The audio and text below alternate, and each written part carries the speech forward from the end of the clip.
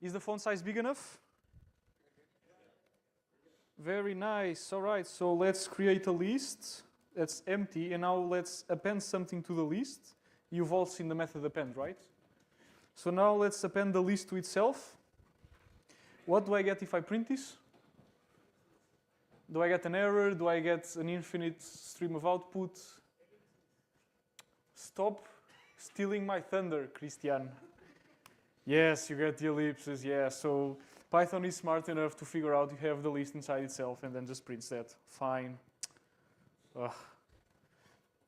There's a nice, exactly. Okay, so that was it. Okay, that was not very impressive. Okay, so then let me create a tuple. What's like a key feature of tuples? They're immutable, very nice. All right, so you can't do something like this equals, let's say, the list with 3, 4. This doesn't work, right? So now what I'll do is, this is the value of my tuple, or my tuple, depending on where you're from. And what I'll do is augmented assignment plus equals a list. And you get an error because tuples are not mutable, right? So naturally, the value inside the tuple changes. Right? This is trivial, right? Python is beginner friendly, folks. So I don't know why you're complaining. Okay, this gets nicer. Have you seen the built-in hash? Yes. Yes, great. You use this probably under the hood to create things like dictionaries. Yeah, so far so good? So if I say this, and then this is a short Portuguese lesson for you. How many things do I have inside my dictionary? 2, of course, yeah. Great, so then what I'll do is I'll create so the 1 maps to the 2 maps to dois, and then let's say true maps to verdadeiro, and maybe also 1.0 maps to as well. Fine. How many things are inside my dictionary? 2, of course. Right? Yeah? No? Yeah, it's fairly, yeah, okay, so hashes are used here. But now the cool thing is, what's the hash of 1? What's the hash of 2? Sorry, yeah, I spoiled it. What's the hash of 3?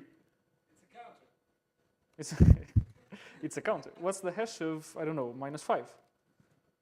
What's the hash of -3? No one knows it? -3, of course. So then naturally the hash of -1 is -2. Right? Of course. Did you know you can create infinity like this? Now, what's the hash of infinity? Not -1. No, sorry? It is pi, yes. Or at least an approximation. And then, obviously, the only reasonable thing to do for -infinity is -pi, yeah. I thought it were going to be like the last digits, but apparently that doesn't work. I don't know, I guess mathematics. Fine. So then, okay, so this is a fun one. This is a fun one. I'm going to run Python 3.8. Yeah? Now I'm going to import a module from the standard library called keyword. And this gives me access to a list of keywords in the language. And how many keywords are there in Python 3.8? Everyone should know this. 35. Close enough. 35. Okay. Remember this number. Now what I'll do is I'll run Python. Why, please? Oh, because I remapped my keys. Right. So then I need to retype this. Give me a second. I'll run Python 3.10. I'll import the module keyword, and now I'm going to check the length of the list of keywords in Python 3.10. What's the length? 42. It's not 42, Tiago. Come on, are you paying attention? It's 35. So then, naturally, if I run Python 3.9, which, in case you don't know, is in between 3.8 and 3.10, if I import keyword and I check the length of the keyword list, what's the length? It's not 42, Tiago. What's the length? It's 36, obviously, because there's this weird thing. You can ask Pablo about it later.